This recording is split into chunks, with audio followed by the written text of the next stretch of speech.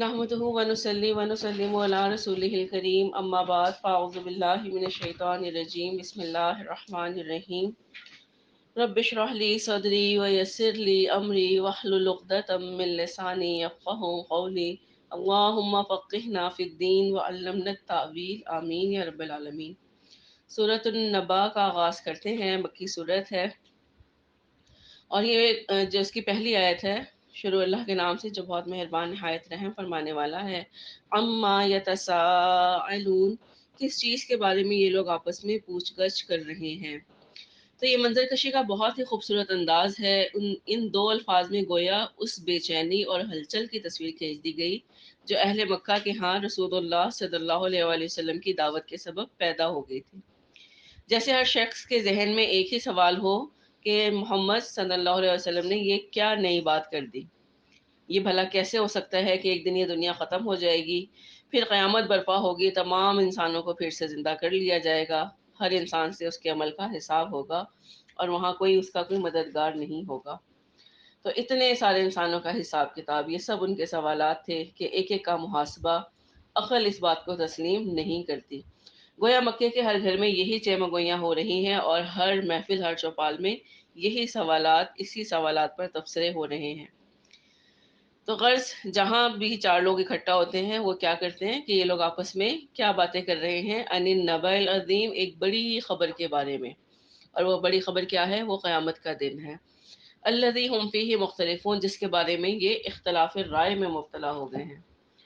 تو قیامت کی تفصیلات سن کر ان میں سے کوئی کہتا ہے کہ مرنے کے بعد انسانوں کا زندہ ہونا بالکل ہی ناممکن ہے۔ کوئی کہتا ہے کہ ہمارے معبود کے ہوتے ہوئے ہمارا محاسبہ نہیں ہوگا۔ کچھ لوگ اللہ کو مانتے تھے لیکن آخرت کے دن کے انکاری تھے، اور کچھ لوگ اللہ کے بھی انکاری تھے اور آخرت کے دن کے بھی انکاری تھے، وہ ان کا کوئی مذہب ہی نہیں تھا۔ تو ان سب کا آپس میں ہی اختلاف تھا۔ یہی چیز اللہ تعالیٰ نے بیان کی کہ جس کے بارے میں یہ آپس میں اختلاف رائے میں مبتلا ہو گئے، کوئی ایک دوسرے کی بات کو رد بھی کیے جا رہے ہیں اور اس میں متفق بھی ہو رہے ہیں۔ کلا سیعلمون، نہیں ہرگز نہیں، ان قریب یہ جان لیں گے۔ تو ان قریب اصل حقیقت ان لوگوں پر منکشف ہو جائے گی، وقت آنے پر یہ لوگ اپنی آنکھوں سے دیکھ لیں گے، جو ہم سورہ قاف میں پڑھ کے آ گئے ہیں۔ لقد كنت في غفلة من هذا فكشفنا عنك غطاءك فبصرك اليوم الحديد، کہ اللہ فرمائے گا اے انسان تو اس دن سے غفلت میں رہا تھا نا، تو آج ہم نے تجھ سے پردہ ہٹا دیا، تو آج تیری نگاہ خوب تیز ہے، یعنی تو فرشتوں کو بھی دیکھ رہا ہے، جنت کو بھی دیکھ رہا ہے، جہنم کو بھی دیکھ رہا ہے، ہر چیز تیری آنکھوں کے آگے ظاہر ہو گئی ہے۔ ثم کلا سیعلمون، ہاں کوئی بات نہیں، ان قریب یہ سب جان لیں گے۔ تو عالم دنیا اور عالم برزخ کے درمیان صرف موت کا پردہ حائل ہے۔ جو ہی کسی انسان کی آنکھ بند ہوتی ہے تو یہ پردہ اٹھ جاتا ہے، اور قبر عالم برزخ کی پہلی منزل ہے۔ اس منزل پہ پہنچتے ہی انسان حقیقت کو جان لیتا ہے۔ تو یہ اس لحاظ سے یہ وقت بالکل بھی دور نہیں ہے، جیسے ہی کسی کی موت کا وقت آتا ہے ہر شخص پر حقائق عیاں ہو جاتے ہیں۔ الم نجعل الارض مہادا، کیا ہم نے نہیں بنایا زمین کو بچھونا، والجبال اوتادا، اور پہاڑوں کو میخیں، یعنی زمین کا توازن برقرار رکھنے کے لیے اللہ نے پہاڑوں کو اس میں میخوں کی طرح گاڑ دیا۔ وہ خلقناکم ازواجا، اور ہم نے جوڑوں کی شکل میں تمہیں پیدا کیا، وجعلنا نومکم سباتا، اور تمہاری نیند کو بنا دیا ہم نے تھکان دور کرنے والی، وجعلنا اللیل لباسا، اور رات کو ہم نے بنا دیا ڈھانپ لینے والی، وجعلنا النہار معاشا، اور اس دن کو ہم نے بنا دیا، اور دن کو ہم نے بنا دیا معاش کی جد و جہد کے لیے، وَبَنَيْنَا فَوْقَكُمْ سَبْعًا شِدَادًا، اور تمہارے اوپر بنا دیے ہم نے 7 مضبوط آسمان، وَجَعَلْنَا سِرَاجًا وَهَّاجًا، اور ہم نے سورج کو بنا دیا ایک روشن چراغ، وَأَنزَلْنَا مِنَ الْمُعْصِرَاتِ مَاءً ثَجَّاجًا، اور ہم نے اتار دیا نچوڑنے والی بدلیوں سے چھاجوں پانی، یعنی ہم نے پانی سے لبریز بادلوں سے موسلادھار بارش برسائی، لِنُخْرِجَ بِهِ حَبًّا وَنَبَاتًا، تاکہ اس کے ذریعے سے ہم نکالیں اناج اور دوسرے نباتات، وَجَنَّاتٍ الفافا، اور بڑے گھنے باغات بھی، ان یوم الفصل کانا میقاتا، یقیناً فیصلے کا دن ایک معین وقت ہے، یوم ينفخ فی الصور فتأتون افواجا، جس دن پھونکا جائے گا سور میں تو تم سب لوگ چلے آؤ گے فوج در فوج، وفتحت السماء فکانت ابوابا، اور آسمان کھول دیا جائے گا تو اس میں دروازے ہی دروازے بن جائیں گے۔ کس کے لیے دروازے بن جائیں گے؟ آسمان سے اترنے والے فرشتوں کے لیے۔ وسیرت الجبال فکانت سرابا، اور پہاڑ چلا دیے جائیں گے تو وہ ہو جائیں گے چمکتی ہوئی ریت، انا جہنما کانت مرصادا، یقیناً جہنم گھات میں ہے، یعنی جہنم تو مجرم انسانوں کی صورت میں اپنے ایندھن کا انتظار کر رہی ہے، وہ گھات لگائے بیٹھی ہے۔ للطاغین مآبا، وہ ٹھکانہ ہے سرکش لوگوں کا، لابثین فیہا احقابا، وہ رہیں گے اس میں قرن ہا قرن، حقب کہتے ہیں ایک 80 سال کے درجے عرصے کو، تو کم از کم 80 اور زیادہ سے زیادہ واللہ عالم جتنے بھی سوال، یعنی کئی سال تک وہ اس میں رہیں گے۔ لا یذوقون فیہا بردا ولا شرابا، وہ نہیں چکیں گے اس میں کوئی ٹھنڈی شے اور نہ ہی کوئی مشروب، الا حمیما وغساقا، سوائے کھولتے ہوئے پانی اور بہتی ہوئی پیپ کے، جزاء وفاقا، بدلہ ان اعمال کا پورا بدا، تو ان لوگوں نے جیسے اعمال کیے ہوں گے ویسا ہی ان لوگوں کے ساتھ وہاں سلوک کیا جائے گا۔ انہم کانوا لا یرجون حسابا، یہ لوگ کسی حساب کی توقع نہیں رکھتے تھے، وکذبوا بآیاتنا کذابا، اور انہوں نے جھٹلا دیا تھا ہماری آیات کو دھڑلے کے ساتھ، یعنی پوری طرح جھٹلا دینا۔ وکل شیء احصیناہ کتابا، تو ہم نے تو ہر چیز کو گن گن کر لکھ رکھا ہے۔ فذوقوا فلن نزیدکم الا عذابا، اب چکھو، ہم ہرگز اضافہ نہیں کریں گے تمہارے لیے مگر صرف عذاب ہی میں، یعنی تمہاری اس عذاب کی شدت ہر لحظہ ہر لمحہ بڑھتی ہی چلی جائے گی۔ اب اگلی آیات میں اہل جنت کا ذکر ہے، انا للمتقین مفازا، یقیناً اہل تقویٰ کے لیے کامیابی ہوگی۔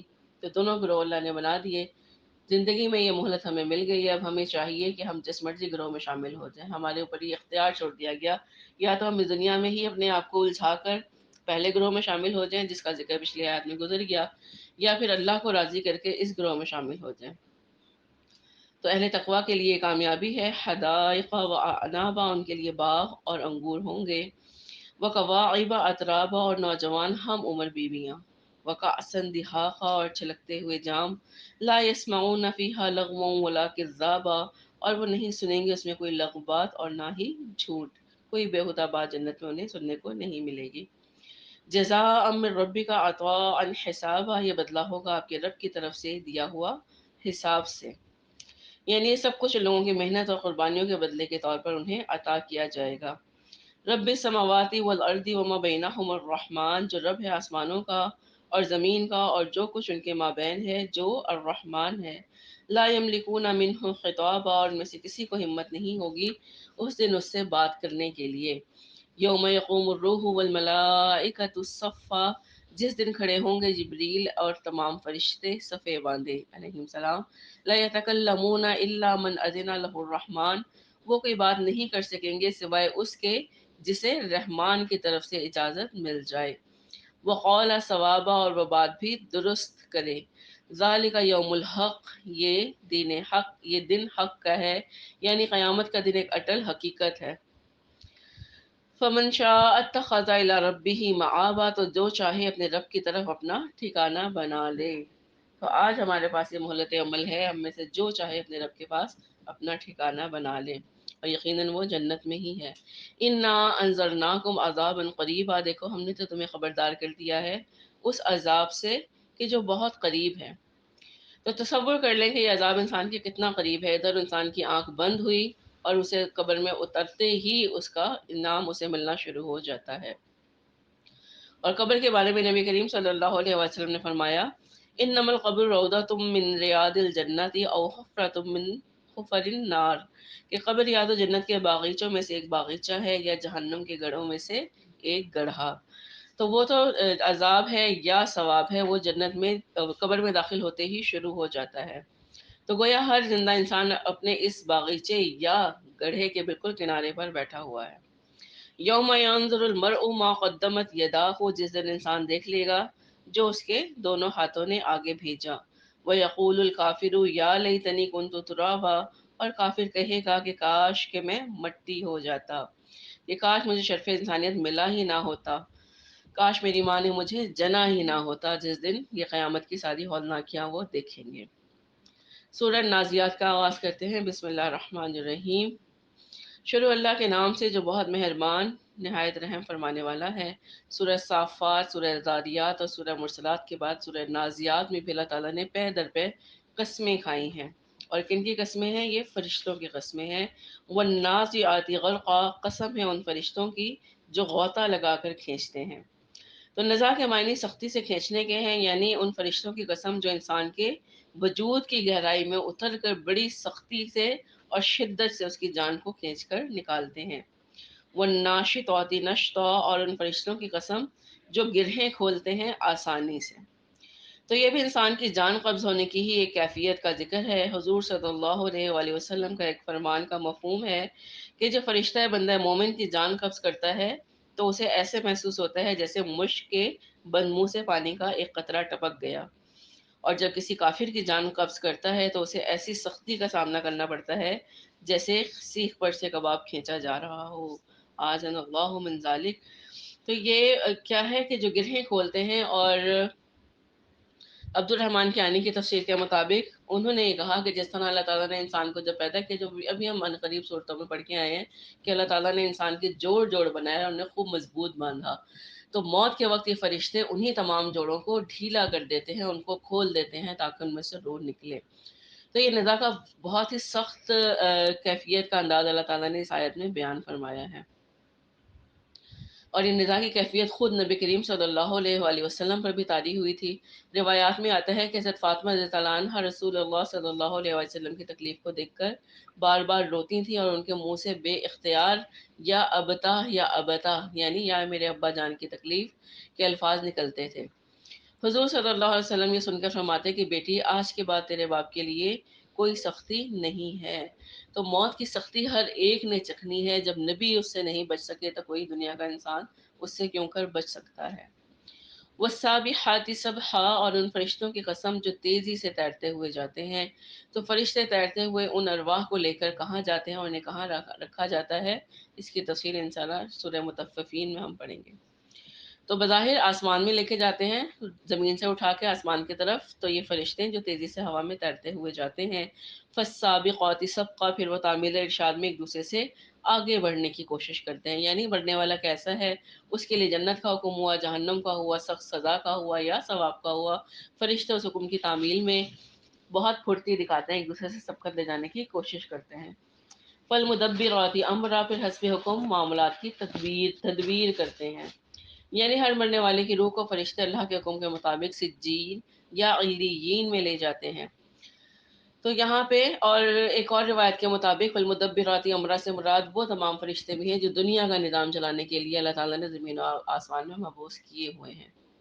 اللہ تعالیٰ نے ان سارے فرشتوں کی قسم کھا کر فرمایا یوم ترجف الراجفہ، جس دن کانپے گی کانپنے والی، یعنی قیامت کے دن شدید زلزلے کی وجہ سے پوری زمین لرز اٹھے گی۔ قیامت کے زلزلے اور اس دن کی ہولناک کیفیت کا ذکر قرآن مجید میں ہم بہت تکرار سے پڑھ رہے ہیں، اور اس پارے کی بھی تمام صورتوں میں زیادہ تر قرآن کا قیامت کا ہی منظر بیان ہوا ہے۔ تتبعها الرادفہ، اس کے پیچھے ایک اور جھٹکا آئے گا، اس سے مراد نفخہ ثانیہ ہے جس کے بعد سب مردے دوبارہ زندہ ہو جائیں گے۔ قلوب یومئذ واجفہ، کتنے ہی دل اس دن خوف کے مارے دھڑک رہے ہوں گے۔ ابصارها خاشعہ، ان کی نگاہیں جھکی ہوئی ہوں گی، یعنی فرتے خوف سے آنکھیں زمین میں گڑی ہوں گی اور کسی کی جرت نہیں ہوگی کہ وہ آنکھ اٹھا کر سامنے دیکھ سکے۔ یقولون آئنا لمردودون فی الحافرہ، یہ لوگ کہتے ہیں کہ کیا ہمیں لوٹا دیا جائے گا الٹے پاؤں، یا ہمیں مرنے کے بعد دوبارہ زندہ کر دیا جائے گا۔ اذا کنا عظاما نخرہ، کیا جب ہم کھوکھلی ہڈیاں ہو چکے ہوں گے۔ قالوا تلک اذا کرۃ خاسرہ، کہتے ہیں کہ تب تو یہ لوٹنا بہت گھاٹے کا سودا ہوگا۔ فإنما هي زجرۃ واحدہ، حالانکہ یہ تو بس ایک ہی ڈانٹ ہوگی۔ فإذا هم بالساہرہ، وہ سب کے سب ایک چٹیل میدان میں جمع ہوں گے۔ تو نفخہ ثانیہ کے بعد سب کے سب انسان زندہ ہو کر میدان حشر میں جمع ہو جائیں گے۔ حل اتاک حدیث موسیٰ، کیا آپ صلی اللہ علیہ وسلم تک موسیٰ کی خبر پہنچی ہے؟ اذ ناداہ ربہ بالواد المقدس، تو کہ جب اس کو پکارا تھا اس کے پروردگار نے تو واقعی مقدس وادی میں۔ اذهب الى فرعون انه طغى، کہ جاؤ فرعون کے پاس، وہ بہت سرکش ہو گیا ہے۔ تو حضرت موسیٰ علیہ السلام اس حکم کے تحت اللہ کے رسول کی حیثیت سے فرعون کے پاس گئے تھے، جو ہم سورہ الاعراف، سورہ طٰہٰ اور سورہ قصص میں بہت تفصیل سے پڑھائے ہیں۔ فَقُلْ هَلْ لَكَ إِلَىٰ أَن تَزَكَّىٰ، اور سے کہو کہ کیا تو چاہتا ہے کہ تو پاک ہو جائے، یعنی آپ اس کے پاس جا کر اسے باقاعدہ دعوت دیں کہ اگر وہ راہ راست پر آنا چاہتا ہے تو وہ آ جائے اور اپنے عقائد اور اعمال کو درست کر لیں۔ وَأَهْدِيَكَ إِلَىٰ رَبِّكَ فَتَخْشَىٰ، اور میں تمہاری رہنمائی کروں کہ تمہارے رب کی طرف کہ تمہارے اندر خشیت پیدا ہو جائے۔ فَأَرَاهُ الْآيَةَ الْكُبْرىٰ، تو موسیٰ علیہ السلام نے اس کو دکھائی بہت بڑی نشانی۔ کون سی نشانی دکھائی تھی سب سے پہلے؟ جب اپنا عصا ڈالا تھا اور ہاتھ اپنا چمکتا ہوا ید بیضا کا موزہ اس نے حضرت موسیٰ علیہ السلام نے اس کے دربار میں دکھایا۔ فَكَذَّبَ وَعَصَىٰ، لیکن اس نے اس معجزے کو جھٹلا دیا اور نافرمانی کی۔ ثُمَّ أَدْبَرَ يَسْعَىٰ، پھر وہ پلٹا بھاگ دوڑ کرنے لگا، یعنی حضرت موسیٰ علیہ السلام کا مقابلہ کرنے کے لیے سارے ماہر جادوگروں کو اکٹھا کرنے کی کوشش کرنے لگا۔ فَحَشَرَ فَنَادَىٰ، پھر اس نے اپنی غیت کو جمع کیا اور اعلان کیا۔ فَقَالَ أَنَا رَبُّكُمُ الْأَعْلَىٰ، اور پھر کہا کہ کیا میں تمہارا سب سے بڑا رب نہیں ہوں؟ فَأَخَذَهُ اللَّهُ نَكَالَ الْآخِرَةِ وَالْأُولَىٰ، تو پکڑ لیا اس کو اللہ نے آخرت اور دنیا کی سزا میں۔ تو دنیا کی سزا کے طور پر تو وہ اپنے لاؤ لشکر سمیت سمندر میں غرق کر دیا گیا۔ جہاں تک آخرت کا تعلق ہے، آخرت کی سزا کا تعلق ہے، اس قرآن مجید میں اس کا بار بار ذکر کیا کہ وہ بار بار جہنم کی طرف ہانکے جائیں گے اور اس میں دھکیلے جائیں گے، اور وہ بہت بھیانک سزا ہوگی۔ ان فی ذالک لعبرۃ لمن یخشی، یقیناً اس میں عبرت ہے اس کے لیے جو ڈرتا ہے۔ کس میں عبرت ہے؟ اس سارے واقعے میں جو موسیٰ علیہ السلام کا گزر گیا۔ انتم اشد خلقا ام السماء بناہا، اے لوگوں ذرا سوچو کیا تمہاری تخلیق زیادہ مشکل ہے یا آسمان کی؟ تو اب بادل موت کا جو انکار کرتے تھے، اس کے تبصرے پہ اللہ تعالیٰ نے یہ جواب دیا کہ کیا تمہاری تخلیق اللہ پر مشکل ہے، گراں قدر ہے، یا ایک آسمان کی تخلیق، آسمان کو بنانا۔ رفع سمکہا فسواہا، اس کے گنبد کو بلند کیا پھر اسے ہر طرح سے درست کر دیا۔ وَأَغْطَشَ لَيْلَهَا وَأَخْرَجَ ضُحَاهَا، اور اس کی رات کو اندھیرا کر دیا اور اس کے دن کو ظاہر کر دیا۔ وَالْأَرْضَ بَعْدَ ذَلِكَ دَحَاهَا، اور زمین کو اس کے بعد بچھا دیا۔ اخرج منها ماءها ومرعاها، اور اس میں سے نکالا اس کا پانی اور اس کا چارہ۔ والجبال ارساها، اور پہاڑوں کو اس میں گاڑ دیا۔ متاعا لکم ولانعامکم، اور سامان زیست کے طور پر تمہارے لیے اور تمہارے چوپایوں کے لیے بھی۔ فَإِذَا جَاءَتِ الطَّامَّةُ الْكُبْرىٰ، پھر جب برپا ہوگا وہ بڑا ہنگامہ۔ یوم یتذکر الانسان ما سعی، اس دن انسان یاد کرے گا جو کچھ اس نے بھاگ دوڑ کی تھی۔ یعنی اس دن انسان کی آنکھیں کھلیں گی جس شخص نے اپنی ساری زندگی دنیا کے مال و متاع کے پیچھے بھاگتے بھاگتے برباد کر دی، تو اسے یقین آ جائے گا کہ باخت کے لیے اس کے پاس کچھ بھی نہیں ہے۔ وَبُرِّزَتِ الْجَحِیمُ لِمَن یَرَىٰ، اور کھول کے رکھ دی جائے گی جہنم ہر دیکھنے والے کے لیے۔ فَأَمَّا مَن طَغَىٰ، پس جس نے سرکشی کی تھی، وَآثَرَ الْحَیَاةَ الدُّنْیَا، اور دنیا کی زندگی کو ترجیح دی تھی، فَإِنَّ الْجَحِیمَ هِیَ الْمَأْوَىٰ، تو یقیناً اس کا ٹھکانہ اب جہنم ہی ہے۔ وَأَمَّا مَنْ خَافَ مَقَامَ رَبِّهِ، اور جو کوئی ڈرتا رہا اپنے رب کے حضور کھڑا ہونے کے خیال سے، یعنی ہر وقت یہ خیال رہے کہ مجھے اللہ کے سامنے کھڑا ہونا ہے، تو پھر کیا ہوگا؟ وَنَهَى النَّفْسَ عَنِ الْهَوَىٰ، اور اس نے روکے رکھا اپنی نفس کو خواہشات سے بھی، یعنی اس نے اپنی زندگی میں اپنے نفس کی باغیں ہمیشہ اپنے ہاتھ میں رکھی، انہیں کھینچ کے رکھا، غلط خواہشات کے معاملے میں اسے اپنے نفس کو منہ زوری نہ کرنے نہیں دی۔ تو جو لوگ ایسے رہے، اللہ کے آگے کھڑے ہونے سے ڈرے اور اپنے نفس پر اپنے کنٹرول رکھا، فَإِنَّ الْجَنَّةَ هِيَ الْمَأْوَىٰ، تو یقیناً اس کا ٹھکانہ جنت ہی ہے۔ اللہم رب اجعلنا منہم، اللہ تعالیٰ ہم سب کو ان میں شامل فرمائے، آمین۔ یسألونک عن الساعۃ ایان مرساہا، اے نبی صلی اللہ علیہ وآلہ وسلم، یہ لوگ آپ سے پوچھتے ہیں قیامت کے بارے میں کہ وہ کب آ کر ٹھہرے گی۔ فیما انت من ذکراہا، آپ صلی اللہ علیہ وسلم کا کیا تعلق ہے اس کے بیان کرنے سے؟ یعنی آپ کو اس لیے تو نہیں بھیجا گیا کہ آپ قیامت کو قائم کرنے کی تاریخ اور وقت بتاتے رہیں، بلکہ آپ تو صرف بشیر اور نذیر بنا کر بھیجے گئے کہ اس دن کے آنے سے پہلے پہلے ہی اپنی تیاری کر لو۔ اِلیٰ ربک منتہاہا، اس کا انجام تو آپ کے رب ہی کے ذمے ہے، یعنی اس کے اللہ کے علاوہ اور کوئی نہیں جانتا کہ قیامت کب آئے گی۔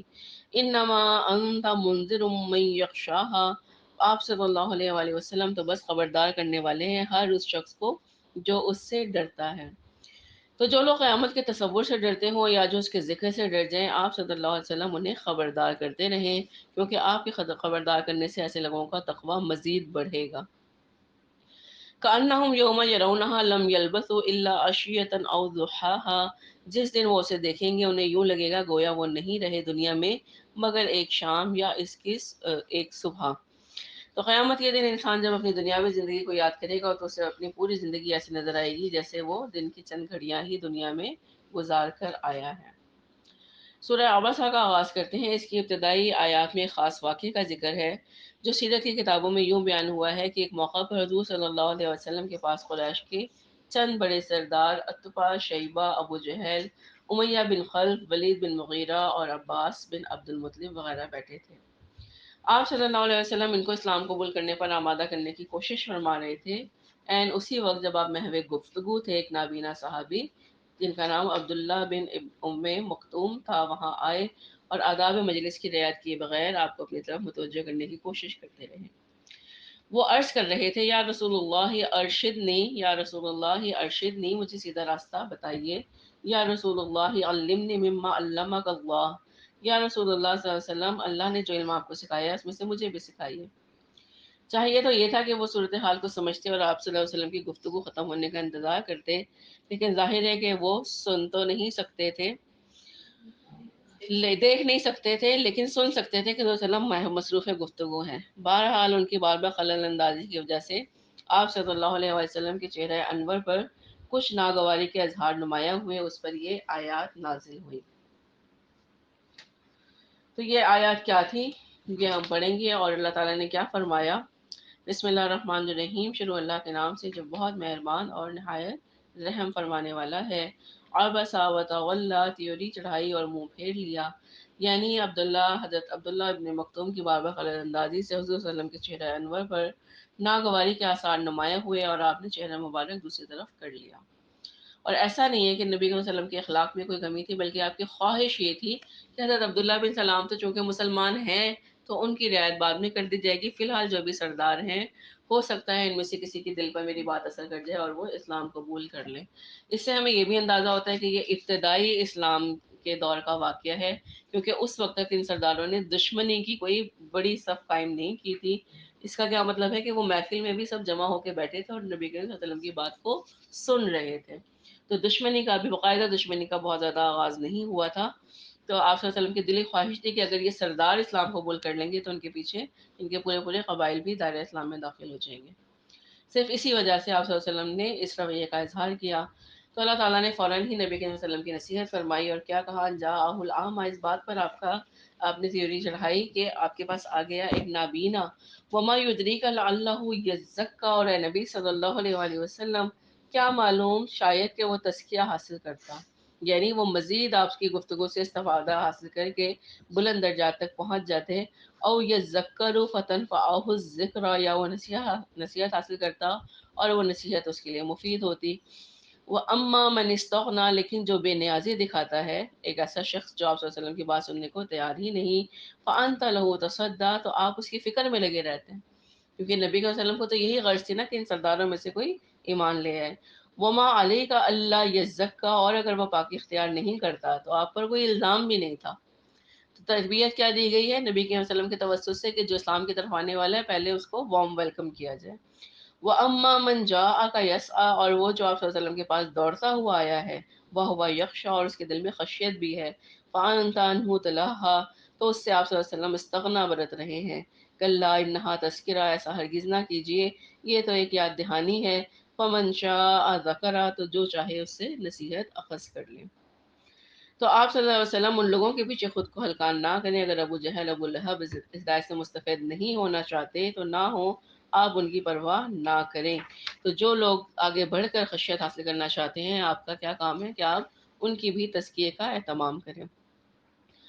فی صحف مکرمہ، یہ قرآن ایسے صحیفوں میں درج ہے جو باعزت ہے، مرفوعات مطہرہ، بلند و بالا ہے، نہایت پاک ہے، بعیدی سفرہ، ان لکھنے والوں کے ہاتھوں میں، کرام بررہ، جو بڑے معزز اور نیک ہیں۔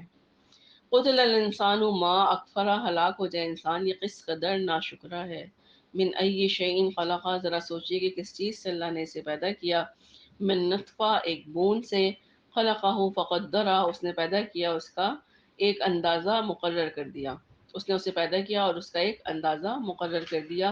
ثم السبیل یسرہ، پھر آسان کر دیا اس پر راستہ، یعنی اللہ تعالیٰ نے انسان کو دنیا میں ایسا ماحول فراہم کیا ہے اور ایسی سہولیات سے نوازا ہے جس کی وجہ سے زندگی بسر کرنا آسان ہو گیا۔ اور اس آیت کا ایک مفہوم یہ بھی ہے کہ ماں کے پیٹ سے انسان کے دنیا میں آنے کا راستہ اللہ نے آسان کر دیا، یعنی وضع عمل کا بظاہر انتہائی پیچیدہ و مشکل مرحلہ اللہ کی قدرت سے آسان ہو گیا۔ ثم اماتہ فاخبرہ، پھر اس پر موت وارد کی اور اسے قبر میں داخل کر دیا۔ ثم اذا شاء انشرہ، پھر جب وہ چاہے گا اسے کھڑا کر دے گا۔ تو یہاں یہ بتانا مقصود ہے کہ جس ہستی نے انسان کی تخلیق اور اس کی زندگی سے متعلق یہ سب کچھ کیا، اس کے لیے انسان کو دوبارہ اٹھانا کیا مشکل ہے۔ کلا لما یقضی ما امرہ، نہیں اس نے تاحال وہ بات پوری نہیں کی جس کا اللہ نے اسے حکم دیا تھا۔ تو وہ بات کیسے پوری کی جائے؟ اللہ نے جو حکم دیا ہے کیسے پوری کی جا سکتی ہے؟ کیسے عمل کریں گے؟ قرآن کو سمجھ کے۔ تو اللہ نے جو ہم سے چاہا ہے وہ اللہ نے قرآن میں لکھ کے ہمیں دے دیا ہے۔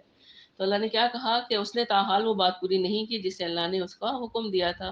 فَلْيَنظُرِ الْإِنسَانُ إِلَىٰ طَعَامِهِ، تو انسان ذرا اپنے کھانے ہی کو دیکھ لے، یعنی اسے اگر اللہ کی قدرت کے بارے میں کوئی شک ہے تو پھر کیا کرے، اپنی غذا پہ ہی غور کر لے کہ اللہ تعالیٰ نے اس کی غذا کو پیدا کرنے کا انداز کس طرح اس کا اہتمام کیا۔ آپ دیکھیں گندم نکلتی ہے، ایک دانے سے ایک نکلتا ہے، اس کے اندر کوئی مزید 100 بالیاں ہوتی ہیں، پھر انسان اس سے توڑ کے فائدہ حاصل کر لیتا ہے۔